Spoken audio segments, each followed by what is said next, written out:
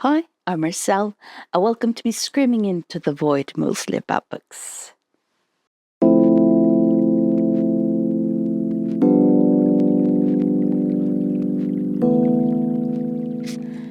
This is my May library challenge where I have created some prompts each month and then I go to my local library and trying to find books for those prompts. And this was a challenge I created because I wanted to use my library more. So for May, I had the two prompts, one of the least borrowed and a random letter. So for one of the least borrowed, I got a list over books that were specifically bought in due to their literary quality. And one of the books that was on this list was Olav Norden's Red Autumn. And I will put a link in the descriptions for where you can read an English version of this book. So this is what he called a documentary novel. And what he means by that is that he has taken the facts from an historical event and then created a narrative around it that isn't based on objective truth, but more subjective truth. So the basis, the facts of the story is actually true, but how it's been interpreted, that's sort of what's the subjective aspect of it. And the story that is in this Red Autumn is what we call the Kautokeino Rebellion. So in Norway, this is a Norwegian book, we have an indigenous group which is called the Sami. And the Sami live in the north of Norway and have not always been treated the nicest, which is probably a true statement for all indigenous groups at one point all over the world. Kautokeino uprising, it happened in 1852, where a bunch of Samis attacked a liquor seller and a policeman, and they died. And some of the Samis died, and some of the Samis were sentenced to death for this. And this is a very sort of famous thing that happened in the relationship between the Samis and the ethnical Norwegian and the government. And it was, and historically, when you learn about this, is that the Samis became what we call Læstadianer. So that is a form of Christianity that is quite conservative, but was very popular amongst the Sami for, number one, being the only Christian church that allowed them to speak their native tongue, which is Sami, while in all of the other churches, they would have to speak Norwegian. And number two, Læstadianism, because it was conservative, was very popular, especially amongst Sami women, and who then sort of incorporated the entire family into it, because it was conservative. And the special thing here is, of course, alcohol and alcoholism. There was a lot of alcoholism amongst the Sami population in the mid-1800s. Some theorize that the alcoholism was, if not a directly political act, indirectly political act, that the government used booze to control the Sami population.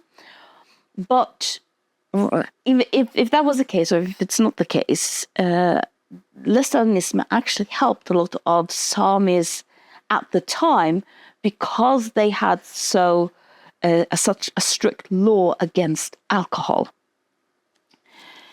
And one of the things, there were two things that I really, really enjoyed with this book. And number one is that he gives a lot of context for the Kautokeino uprising.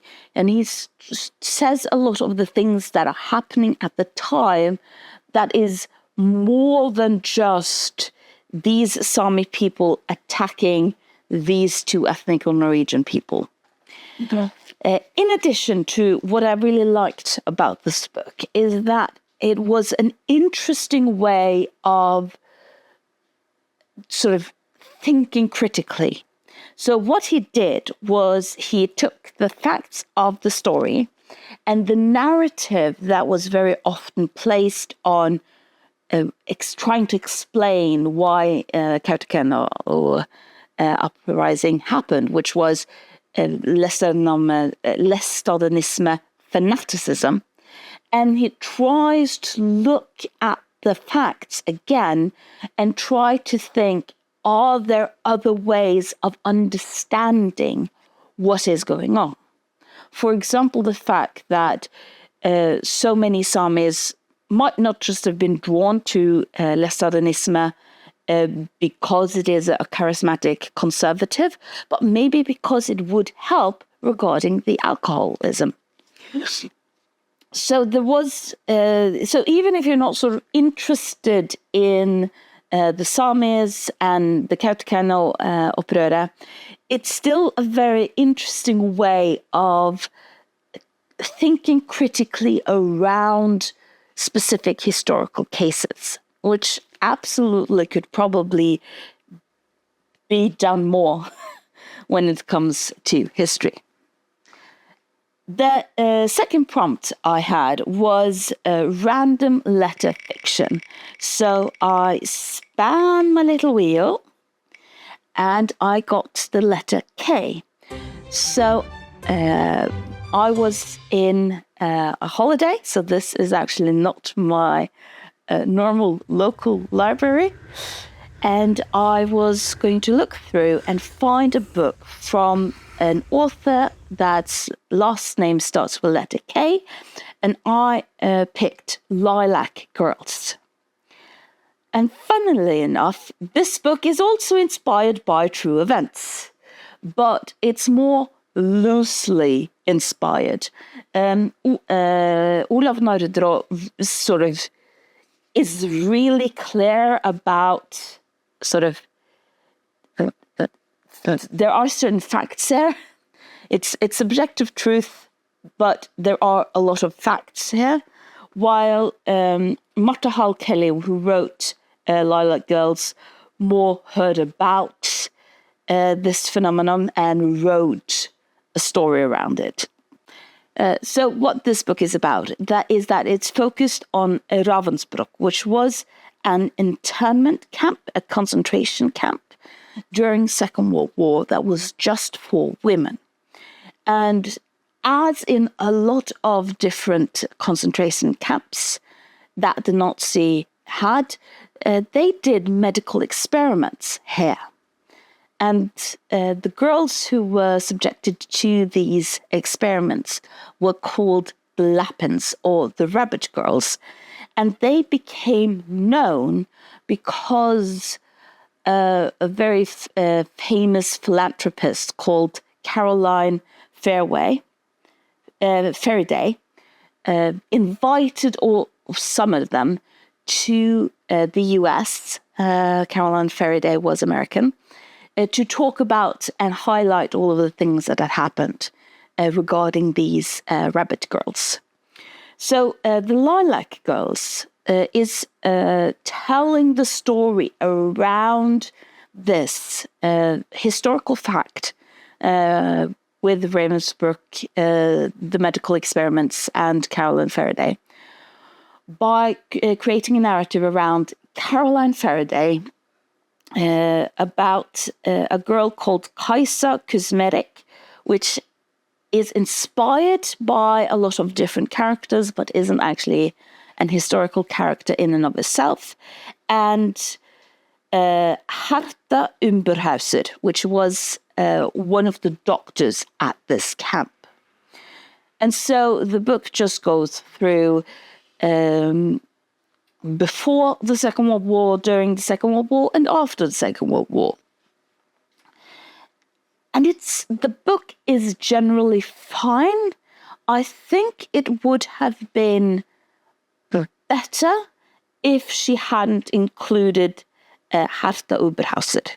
And I understand why she did that, because there is something about balancing these three narratives of this sort of what happened during the Second World War.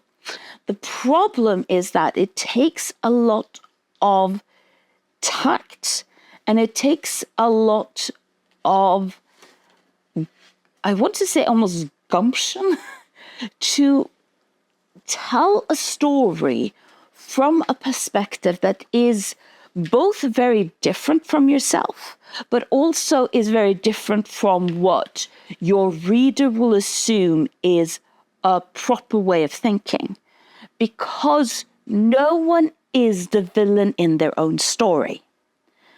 Herta Umberhauser thought that what she did was the right thing to do. And that idea does not really present itself in the way that it becomes realistic in the book. And that is a very, very difficult feat to do. I have talked about on this channel of Before the Cock Crows, or Ere the Cock Crows, by Jens Bjørneboe, who was a journalist who traveled to Germany and interviewed doctors who were in a different camp, but also performed very similar medical experiments, and the argumentation that they had for why they did this. In addition, for example, Hannah Arendt with Eisenhower in Jerusalem is sort of centered around this idea about how could the Nazis actually think that what they were doing was the right thing. And that's why she came up with the banality of evil theory, because it's so weird how they didn't think that this was the wrong thing, because again, no one is the villain of their own story. And you can absolutely write a story from this perspective. Lolita by Nabokov is probably one of the most famous versions of this, where Nabokov writes a story about a pedophile from the perspective of the pedophile, because he sort of needed us to have a discussion about that. And it's just sort of a fun fact. Nabokov was so influenced with the process of writing Lolita. It was so taxing on him writing Lolita, because it required so much from him being in that headspace. He actually wrote a book parallel to it, which is called Funnen, which is about a character that is the opposite of the main character in Lolita, because he just needed to sort of, I need to get out of that headspace for his own protection. So you can absolutely do this, but it is a very difficult project. But I think probably the book, Lilac Girls, going back to this book, probably would in some way be better, because it's not really believable. I don't really believe that Herta Umberhauser is realistic in this book, sadly. But I did like Kaisa Kuzmerek. She is sort of the person who ends up within the concentration camp, and all of the things that she reflects on is very sad.